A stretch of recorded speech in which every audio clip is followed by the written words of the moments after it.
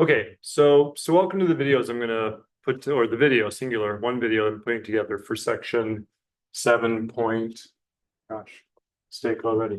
Section 7.6. So this is probability with permutations and combinations. I've got 6 of these panels, so at each panel I'm gonna stop and let you pause it and copy it out. And I recommend you press play and I'll chunner through it and hopefully it'll make more sense. So you pause, copy, and then play.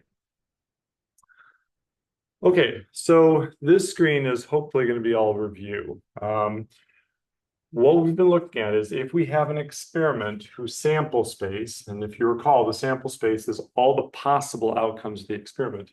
If the sample space is called S and it consists of equally likely outcomes, so like there's 30 equally likely outcomes, the sample space has 30 members in it, then the theoretical probability of an event E is equal to, notation, the probability of E is equal to the cardinality of E divided by the cardinality of S. And then what that means is the cardinality of E is the number of outcomes that result in event E occurring.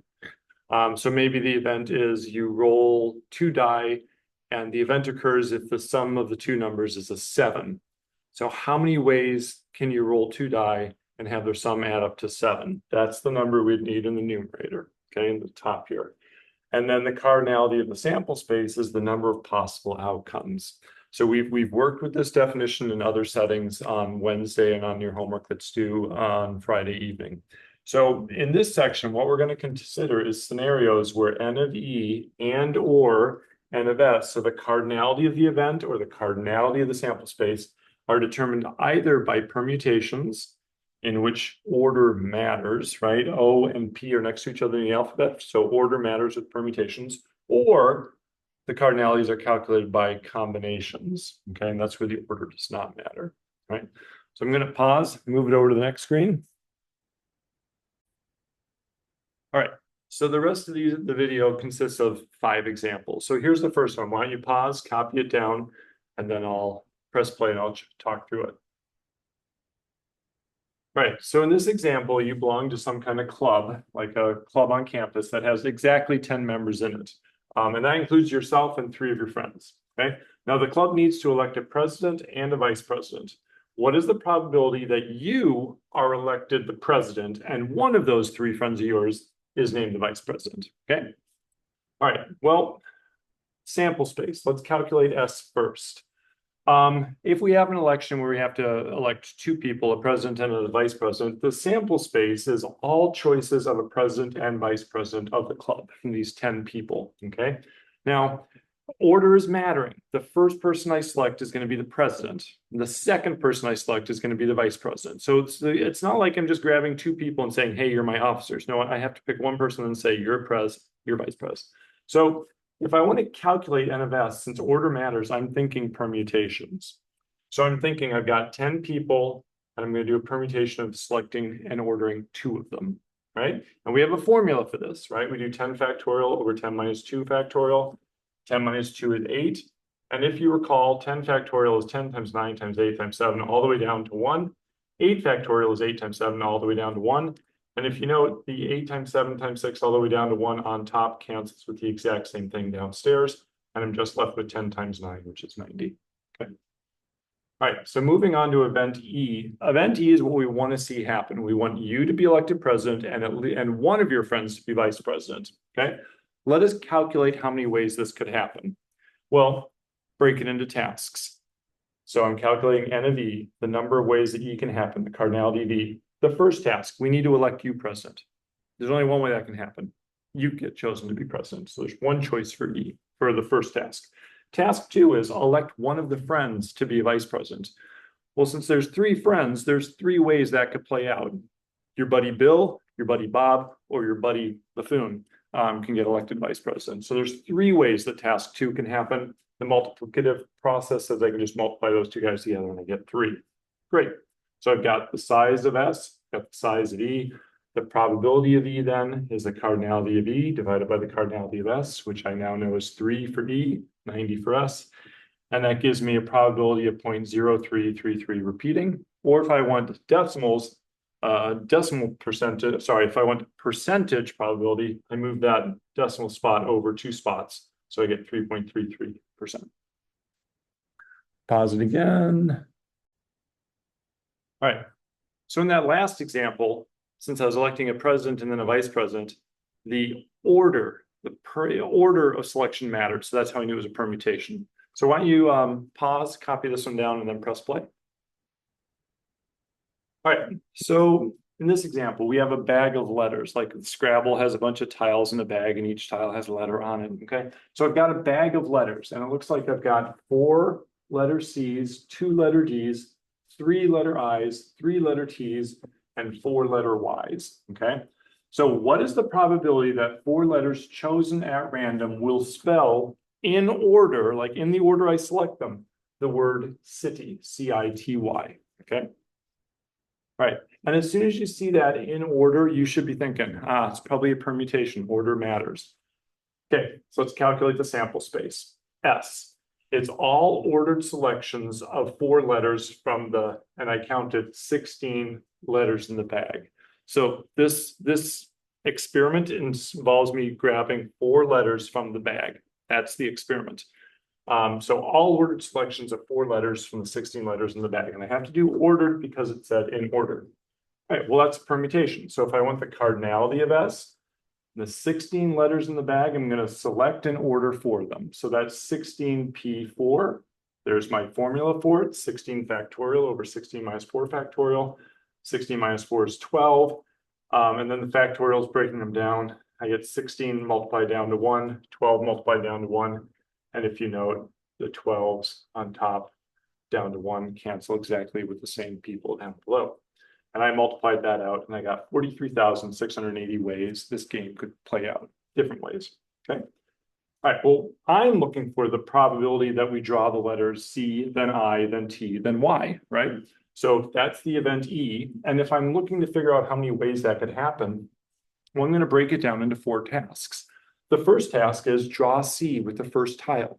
The second task is draw an I with the second tile. Third task, draw a T with the third tile and draw a Y with the fourth tile. Now, since there's 4 C's, there's 4 ways to accomplish task 1. Since there's 3 I's, there's 3 ways to accomplish task 2. There's 3 T's, so there's 3 ways of drawing that T. And there's 4 Y's, so there's 4 ways of drawing that Y. So 4 times 3 times 3 times 4 turned out to be 144. So the probability of this event is the number of ways we can succeed divided by the total number of ways we can play. 144 ways we can succeed, 43,680 ways we can play, which gives me this number. And if I want it as a percentage, I move my decimal 1, 2 over and keep the percentage sign. Okay. And again, order mattered. The problem specified somehow that order was important. So we knew it was a permutation. All right, so example 3 here. And so again, I'd suggest you pause, copy, and then press play and listen to me talk through it. All right, so we have a lottery. And to play the game, the player has to select 5 numbers from 1 through 38. So, and I can't select the same number twice. So there's the set of numbers I can select. I have to pick 5 of them. All right, now how do I win? Well, a player wins if exactly 4 of my 5 numbers are among the 5 numbers selected by the lottery host, right? So I've got my ticket and the lottery host is spinning the wheel and grabbing out 5 numbers. And if exactly 4 of the numbers the host grabs are my numbers, are on my list, then I win. It has to be exactly 4, not 3, not 5. Okay, so silly game. Okay. So question, what is the probability of winning? All right, nowhere up here did it say that the order that the numbers are drawn is in any way important. So I don't think order matters. So I'm thinking combinations, not permutations. All right. Okay, well, my sample space, that's S. That's all selections of 5 numbers by the host from these numbers. Okay, it doesn't matter what the order is. So how many ways can I pick 5 of those 38 numbers? Well, that's exactly what combinations tells us. 38 objects, pick 5 of them. So 38, choose 5. Combination of 38 things, taken 5 at a time. Formula, 38 factorial, 5 factorial, 38 minus 5 factorial. 38 minus 5 is 33. And skipped a few steps here, but the 38 factorial. Once I hit 33 times 32 times 31, I knew it was going to cancel downstairs. So I cranked that out to be 501,942. Okay. All right, now what does it take for me to win? Exactly 4 of the 5 numbers that I picked, the player picked, are selected by the host. All right. So how does the host do this? Let's count the ways the host can accomplish this task. Well, of my 5 numbers on my ticket, the host has to select 4 of them. Okay. How many? And it doesn't matter what order.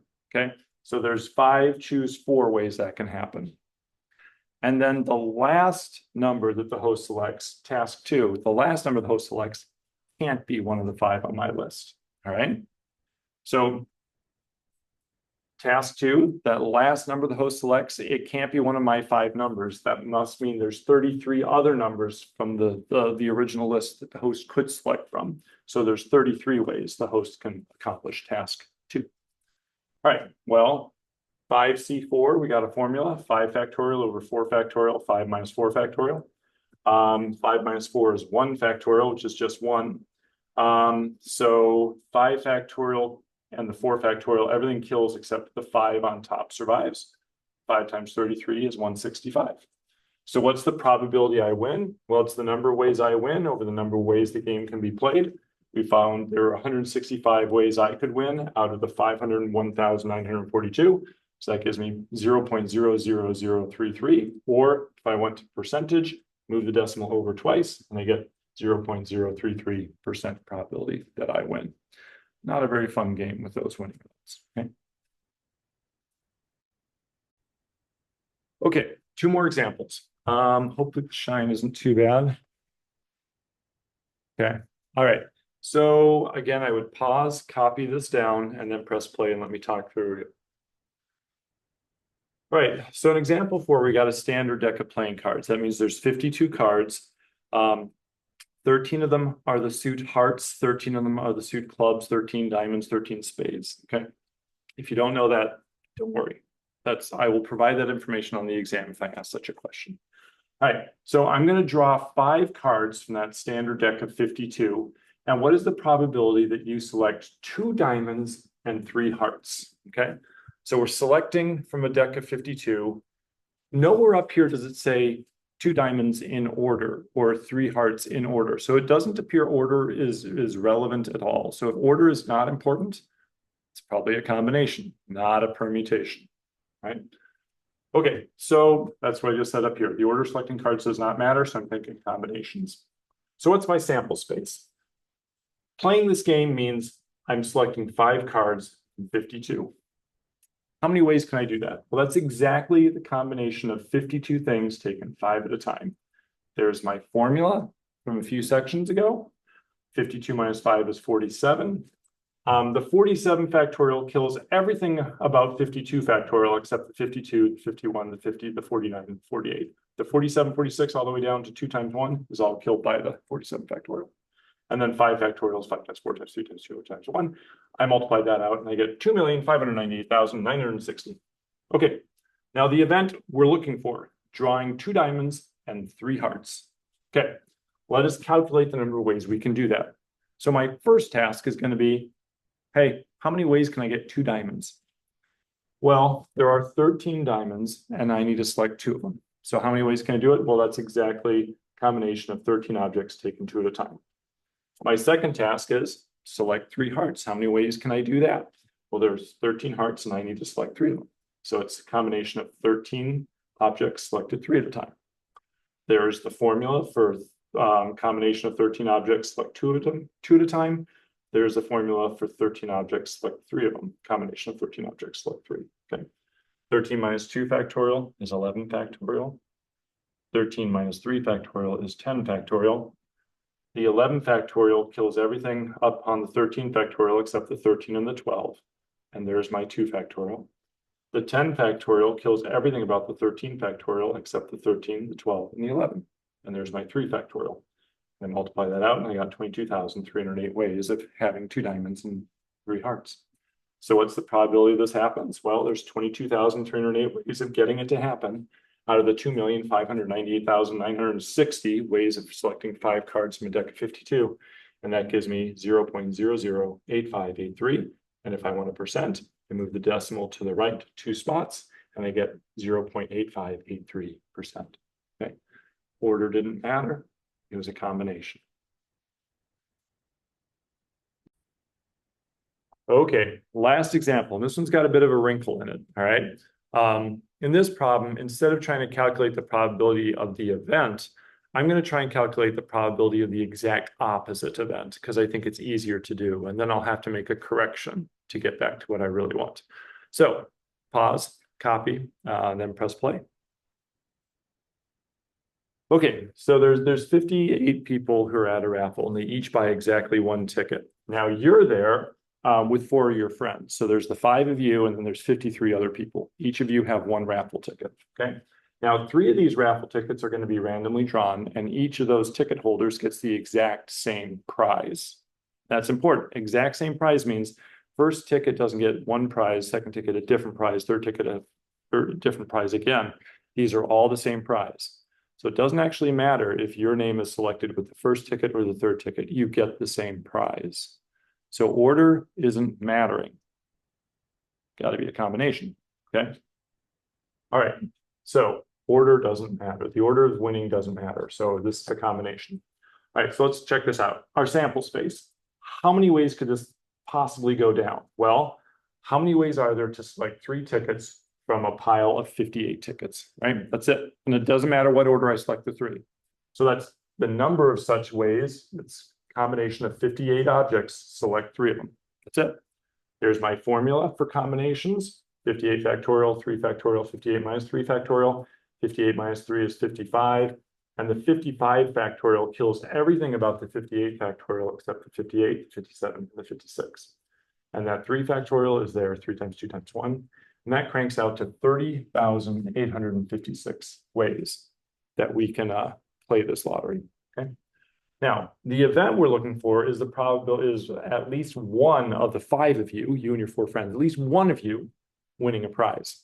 And that's complicated because at least one means, well, you'd be happy if 1 of you won a prize, you'd be happy if 2 of you won a prize, and you'd be happy if 3 of you won a prize. That'd be all 3 prizes that are possible. So that's a lot of different things to consider. So instead, let's consider the opposite event. Let's let E complement, E prime, be not at least one of you 5 win. So if it's not the case that at least one of you 5 won, that's the event that none of you won. Y'all lost, y'all losers, okay? So that's the event we're going to calculate the probability of, all right? The opposite of what we're after. So how many ways can none of you win? Well, if none of you win, that means you 5 don't win. So the winners are selected from the other 53 people. So from the pile of 53 non-you and your friends, select 3 people to be the winner. That's combinations, okay? Order didn't matter. So it's a combination of 53 things taken 3 at a time. There's my formula for it. The 50 factorial kills everything about the 53 factorial except the 53, the 52, and the 51, okay?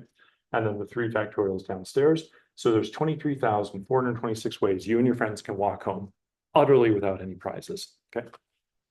All right, well, let's calculate the probability that none of you win, none of you and your friends win. Well, 23,426 ways, that can happen out of the 30,856 ways the raffle can go down. So that's a probability of 0.7592. But that's not what I'm after. I want to know the probability at least one of you won. Well, if there's a 0.76 probability that none of you win, then 1 minus that probability is the opposite event, that at least one of you won a prize. So the opposite of none of you winning is that 1 or more of you won, which is what I'm after. So I'm going to take the probability that none of y'all won a prize and calculate 1 minus that probability. And I got 0.2408 or 24.08% chance that at least one of you wins a prize. Okay.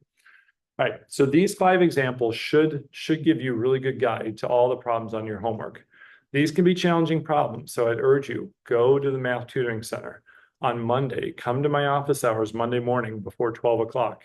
Ask questions in class. These are not easy problems to think through. I mean, they're challenging, all right? But hopefully these will give you a good guide to getting you on your way. All right, thanks.